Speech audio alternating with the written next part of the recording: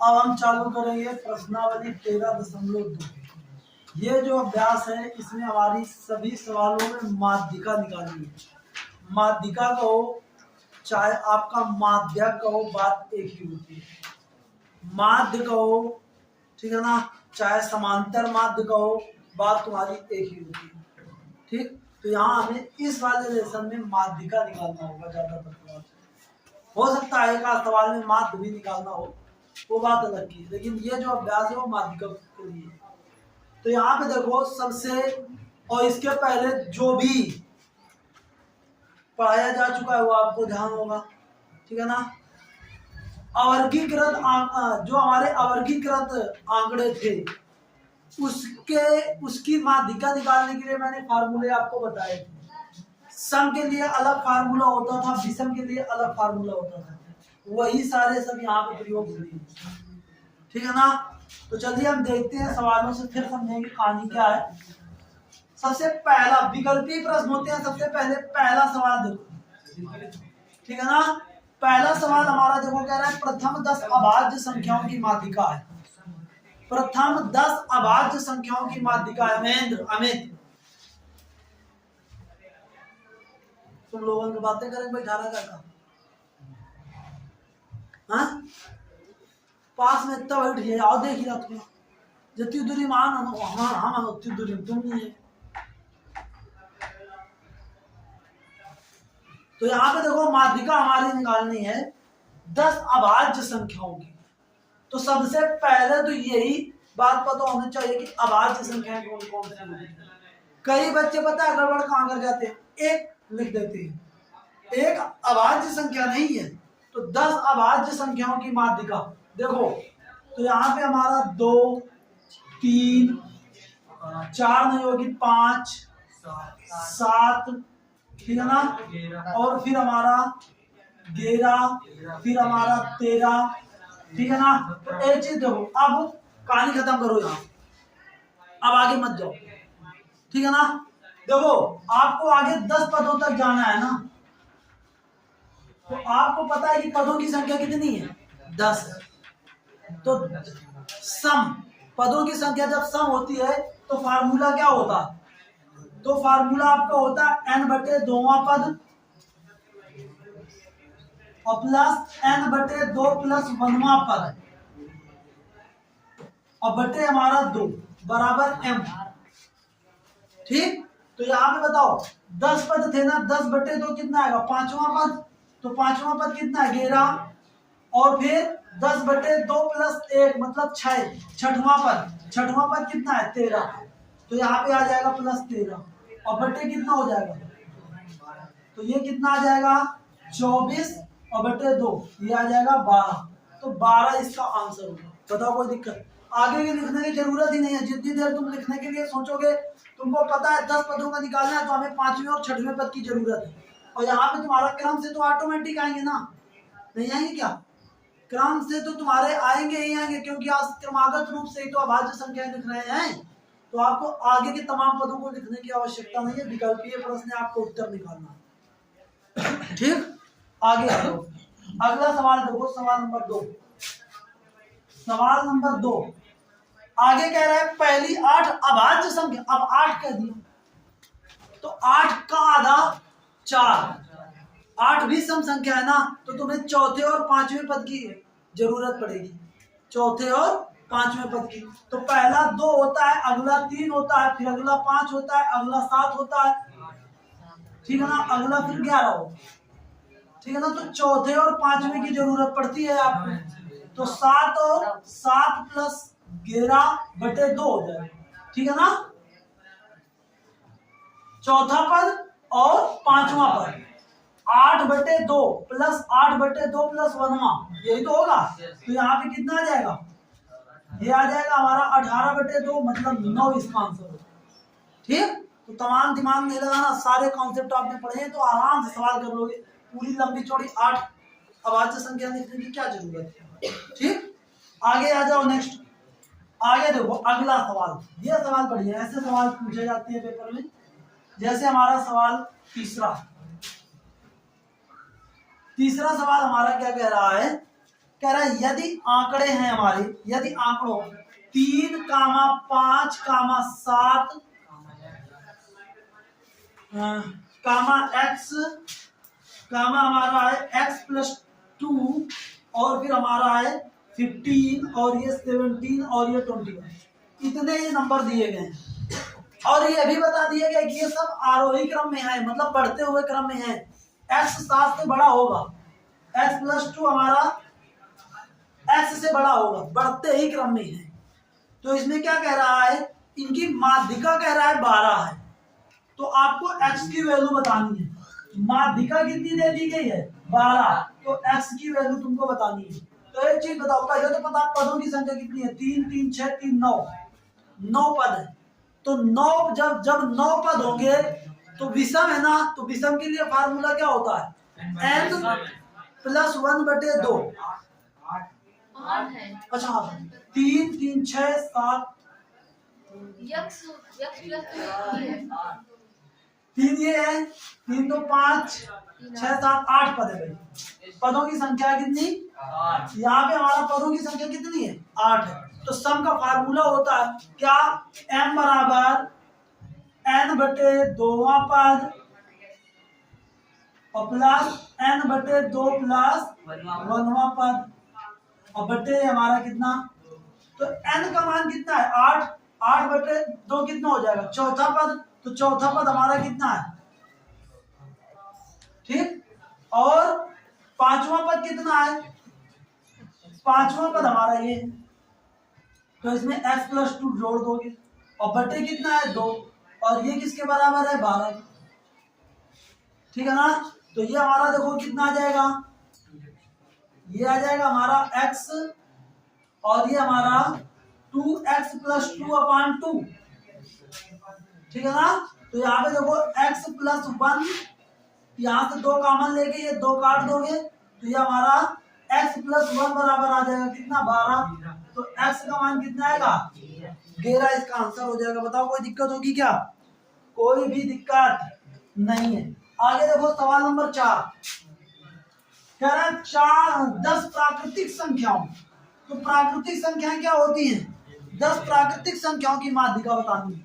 10 प्राकृतिक संख्याएं, तो प्राकृतिक संख्याएं 1 से चालू होंगी, 2 3 4 5 6 7 8 9 10। अब यहाँ पे भी देखो इतनी सारी लिखने की आवश्यकता नहीं थी, क्योंकि तुमको पता है कि पदों की संख्या 10 है, तो तुमको 5वें और 6वें पद का मतलब, ठीक है ना। तो 5वां पद ये है, 6वां पद ये, तो 6 5 कितना 11 और इन्हीं से 2 का भाग, तो ये कितना आ जाएगा 11/2, मतलब ये आ जाएगा 5.5, तो इसका 5.5 इसका आंसर हो जाएगा ऑप्शन नंबर डी, ठीक है ना। बताइए कोई दिक्कत होगी क्या, किसी को कोई समस्या नहीं होनी चाहिए। अब आ जाओ देखो अति लघुत्तरीय प्रश्नों में, ठीक है ना। अब अति लघुत्तरीय प्रश्नों में देखिए, ये हमारा अगला सवाल है, अति लघुत्तरीय प्रश्न का पहला सवाल है ये। इसमें सीधा सीधा कह रहा है एक स्कूल के अनुपस्थित छात्रों की संख्या, तो देखो ये हमारा अनुपस्थित छात्रों की संख्या इधर लिखी गई है, ठीक है ना। प्रतिदिन अनुपस्थित छात्रों की संख्या प्रतिदिन 147 दिनों तक दर्ज की गई। 147 दिनों तक ये दर्ज किया गया कि आज कितने अनुपस्थित हैं, आज कितने अनुपस्थित हैं, आज कितने अनुपस्थित हैं, और फिर उसका एक डेटा बनाया गया पूरा।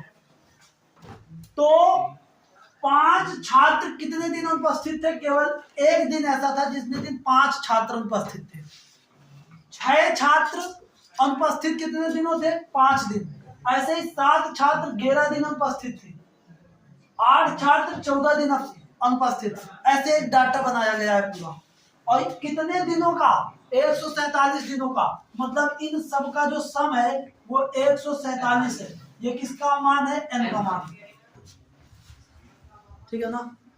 आपको क्या निकालना है, आपको यहाँ पे निकालना है प्राप्त आंकड़े प्राप्त आंकड़े इस बारंबारता सारणी से दर्शाए गए हैं। आंकड़ों की आपको माध्यिका पता करनी है इसकी। तो बताओ कोई आपको दिक्कत नहीं होगी, केवल थोड़ा सा ध्यान दें। यहाँ पे देखो ये क्या है, छात्रों की संख्या की 5 आज अनुपस्थित रहे, ठीक है ना। तो यहाँ पे देखो ये लगातार बढ़ रही है, बढ़ रही है। इधर हमारा देखो दिनों की संख्या, ये दिनों की जो संख्या है ये आपकी बारंबारता है, ठीक है ना। जैसे मैं कह दूं 5, जैसे मैं कह दूं 10, 10 कितने बार आया, जो भी डाटा तैयार किया गया 10 कितने बार आया, 13 बार आया। 10 कितने बार आया, 13 बार आया, ठीक। 10 हमारा कितने बार आया, 13 बार। तो ये बारंबारता होगी, तो बारंबारता को पहले संचयी बारंबारता में बदलना होगा, ठीक। संचयी बारंबारता सबसे पहले निकालनी होती है, तो इसकी संचयी बारंबारता पहले निकालो। तो संचयी बारंबारता का मतलब क्या होगा, 5 अनुपस्थिति, मतलब ऐसे दिन, ठीक है ना, मतलब 5 या 5 से कम, 5 या 5 से कम अनुपस्थित रहने वाले दिन कितने हैं, एक ही तो है।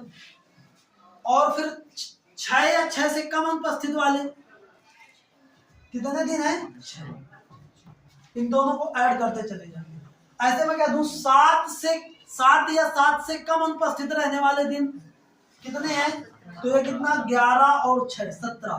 तो ये हमारे निकलते चले जाएंगे। तो अब देखो 14 इसमें ऐड करो, 31, फिर 16 इसमें ऐड करो, 47, ठीक है ना, और फिर 60, फिर 70, फिर हमारा कितना, 140, फिर 144, फिर 145, फिर 100, फिर 147। ऐसे ही हमारा ये डाटा बनेगा, ठीक। ये हमारी संचयी बारंबारता निकल आई। अब देखो n का मान कितना है, तो पदों की संख्या 147 है। जब भी पदों की संख्या विषम हो तो मध्य पद कौन सा होता है, माध्यिका। माध्यिका m बराबर होता है क्या, n प्लस 1 बटे 2वां पद होता है कि नहीं। तो यहाँ पे n का मान कितना है, n का मान कितना है, 147 प्लस 1 बटे 2 वां पद, तो ये हमारा 148 बटे 2, तो ये हमारा कितना, 74वां पद। तो जो 74वां पद होगा वही इसका उत्तर होगा। तो बताओ 74वां पद कौन सा है, 70 तक तो यहाँ है पद, है कि नहीं। 70 तक पद हमारे, 70वां पद ये है। अगर मैं कहूँ कि 70वां पद कौन है, तो ये है 70वां पद। फिर हमारा 70 के बाद 140 तक सारे पद कौन से हैं, 12। तो इसका उत्तर क्या होगा, 12 इसका उत्तर होगा, ठीक। तो 12 इस सवाल का क्या होगा, आंसर होगा। बताओ कोई दिक्कत होगी क्या, इस तरीके से अगर डेटा आपका बना हो तो आराम से, ठीक है ना। चलिए आगे आते हैं। अब आगे देखो हमारा सतत रूप में दिए गए हैं, ठीक है ना। अगला सवाल है हमारा, अब देखिए एक हमारा इस तरीके का डाटा दिया गया है जिसका हमें क्या निकालना है, जिसकी माध्यिका निकालना है। इसमें कोई दिक्कत वाली बात नहीं है। इसके लिए मैंने आपको फार्मूला बताया था, m बराबर क्या, m बराबर होता है l प्लस n/2 माइनस ये कितना CF, ठीक है ना, CF अपान ये F इंटू H। ये फार्मूला लगा सकते हो, या मैंने इसके लिए फार्मूला कहा था m बराबर L1 plus L2 minus L1 n/2 minus ये कितना CF, ठीक है ना, अपान ये कितना F। ये चाहिए लगाओ, चाहे दोनों फार्मूले एक ही हैं, ठीक है ना। तो इस तरीके से आप इसको करेंगे। लेकिन अब इसमें देखो यहाँ पे ये CF कुछ है क्या, संचयी बारंबारता। तो जब तक आप संचयी बारंबारता नहीं निकालेंगे तब तक आप यही नहीं जान पाएंगे कि L1 क्या होगा, ठीक है ना, या एल क्या लेंगे, नहीं जान पाओगे ना, क्योंकि आपका माध्यिका वर्ग भी तो पता होना चाहिए ना। माध्यिका वर्ग से ही तो सारी बातें क्लियर होगी। तो यहाँ पे देखो संचयी बारंबारता निकालोगे, संचयी बारंबारता पहले निकालो, संचयी बारंबारता, ठीक है ना। तो देखो ये क्या कैसे निकलेगी, 40, फिर 40 में नीचे 28 और 40 को ऐड करोगे, इसको ऐड करते जाना है, तो कितना 68, फिर कितना 103, फिर कितना, फिर कितना, तो टोटल हमारा n का मान कितना आया, n का मान आया 150, 150 आया ना।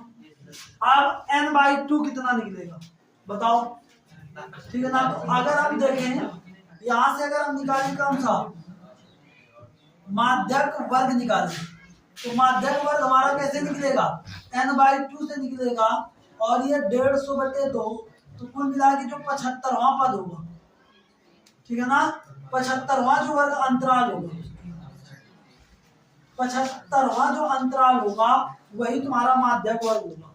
तो 75वां कौन सा होगा, देखो 68 के बाद जो है 69 से लगा 69 70 से लगा के 103 तक, वो सारे इसी में आएंगे। तो इसके सामने वाला ये जो वर्ग है 700 और 800, ये तुम्हारा माध्यक वर्ग है। तो माध्यक वर्ग तुम्हारा क्या निकला, 700 800। तो L का मान ये हो जाएगा ना, L का मान ये हो जाएगा, मैं इस सूत्र को साफ कर देता हूं। L का मान हमारा 700 हो गया, और माध्यक वर्ग की जो बारंबारता होती है उसी को हम कहते हैं स्मॉल f, और माध्यक वर्ग से ऊपर वाले वर्ग की जो संचयी बारंबारता होती है उसे हम कहते हैं CF, ठीक है ना। अब क्या बचा, ठीक है ना, H का मान कितना है, H का मान कितना है 100, इनके बीच का जो अंतर होता है वो H का मान होता है, रख दो। तो L का मान कितना आएगा, L का मान आएगा 700 प्लस n/2, n/2 का मान कितना 75, CF कितना 68, और बटे F कितना, F है हमारा कितना देखो 35, और गुणे कितना है 100, ऐसे इसको सॉल्व करेंगे। तो ये हमारा 700 प्लस, और ये हमारा कितना बचा 7 बटे, तो 7 बटे 35 और गुणे 100, तो 7 का ना 35, 5 दूनी 10, मतलब ये 20 आ गया, 700 प्लस 20, तो उत्तर आ गया कितना 720। तो यही इसकी माध्यिका होगी, कितनी 720 इसकी माध्यिका होगी। बताओ कोई दिक्कत होगी क्या, ठीक है ना, कोई दिक्कत। इस तरीके से आपको ये सवाल करना था, ठीक है ना। आगे देखते हैं हम अगला सवाल। देखिए अगला सवाल हमारा ये है, कह रहा है निम्नलिखित आंकड़ों का माध्यक, इसका माध्यक आपको दिया हुआ है, माध्यक दिया हुआ है कितना, इस आंकड़े का माध्यक 50 है। यदि सभी बारंबारताओं का योग, एक चीज का क्लियर कर दिया गया कि जो सभी बारंबारताएं हैं इनका योग कितना है 90 है, इन सब का योग कितना है 90 है। तो और से कह रहा है P और Q के मान आपको यहाँ पे पता करने हैं, यहाँ पे आपको P और Q के मान आपको पता करने हैं। ध्यान से बात को समझना भाई, ठीक है ना। ये भी इस टाइप के सवाल भी पूछ लिए जाते हैं तुम्हारे 4 नंबर में, तो ध्यान देना, बिल्कुल आसान है। ऐसा क्यों, देखो इसमें तुम्हारे P और Q दो चर वाले रैखिक समीकरण भी बनते हैं, तो दो चर वाले रैखिक समीकरण भी कहीं ना कहीं इसमें हल करने के लिए पड़ता है, ठीक है ना। तो देखते हैं भाई, पहले तो इन सब का योग देखें, इन सब का योग 90 है। तो अगर हम माध्यक वर्ग कहें चाहे माध्यिका वर्ग कहें, अगर हम माध्यिका वर्ग निकालें तो माध्यिका वर्ग हमारा कितना होगा, देखो 90 था ना, 90/2, ये हमारा n/2 का जो मान आएगा 45। तो ये जो 45वां पद होगा, 45वां, ये तुम्हारा माध्यिका वर्ग होगा। तो 45वां कैसे पता लगेगा, ठीक है ना, संचयी बारंबारता। तो संचयी बारंबारता निकालेंगे,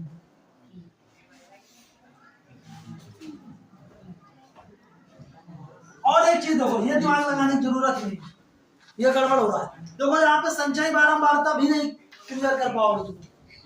यहाँ पे सीधा देखो माध्य तुम्हारा 50 दिया गया है, तो ये बात पक्की है कि 50 किसमें आ रहा है, इसी में तो आ रहा है कि नहीं। तो जिसमें 50 आ रहा है वही वाला वर्ग हमारा क्या है, माध्यक वर्ग। ठीक, तो यहाँ पे अगर तुम संचयी बारंबारता भी निकालोगे, यहाँ पे अगर तुम संचयी बारंबारता मान लो निकालोगे, तो ये हमारा P आ जाएगा, यहाँ पे P प्लस 15 आ जाएगा, यहाँ पे P प्लस 40 आ जाएगा, यहाँ पे P प्लस 60 आ जाएगा, यहाँ पे P प्लस Q प्लस 60 आ जाएगा, यहाँ पे P प्लस Q प्लस 68 आ जाएगा, यहाँ पे तुम्हारा P प्लस Q और प्लस ये कितना आ जाएगा, 78 आ जाएगा।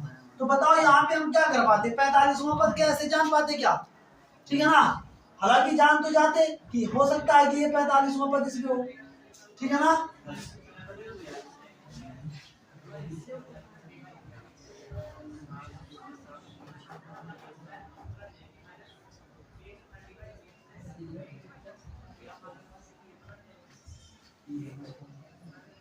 देखो 45वां पद तुम्हारा यहाँ पे भी हो सकता है, यहाँ पे भी हो सकता है, ऐसे अनुमान लगा सकते हो तुम।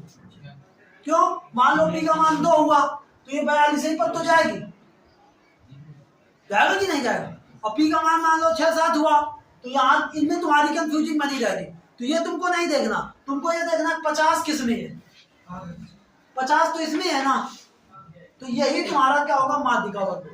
तो इसी के सामने वाला ये F का मान होगा और इसी के जस्ट ऊपर वाला आपका ये CF का मान होगा। अब अपना जो फार्मूला होता है उसमें रख दोगे, M बराबर क्या था, L प्लस N/2 माइनस ये कितना CF और बचे कितना था, F था मुझे H था, सबके मान रख दो। तो क्या आएगा बताओ, L का मान हमारा कितना आएगा, L का मान इसका छोटा वाला 50, इसका भी मान देखो 50 है, प्लस N/2 का मान कितना है,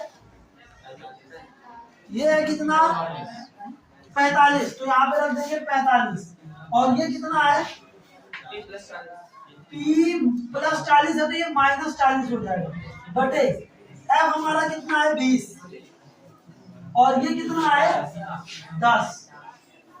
ठीक, तो देखो ये कट जाएगा, ये आ जाएगा हमारा 50 प्लस, ठीक है ना, और ये हमारा कितना 5 माइनस P और बटे ये हमारा 2 और ये हमारा 50।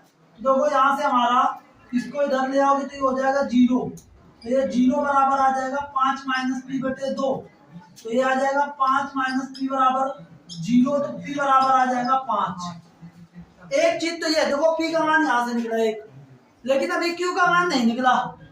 Q का मान कैसे, इन सबको जोड़ के 90 के बराबर रखो।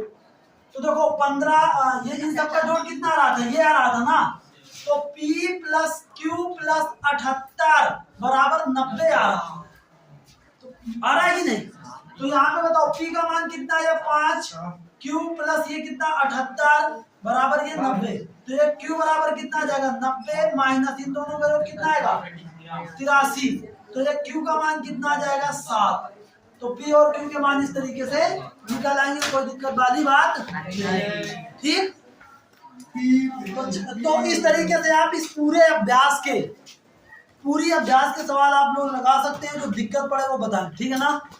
एक आध सवाल हम और कराएंगे, नहीं तो ये अभ्यास भी तुम्हारी समाप्त हो जाएगी, फिर इसके बाद हम देखेंगे बहुला, ठीक है ना।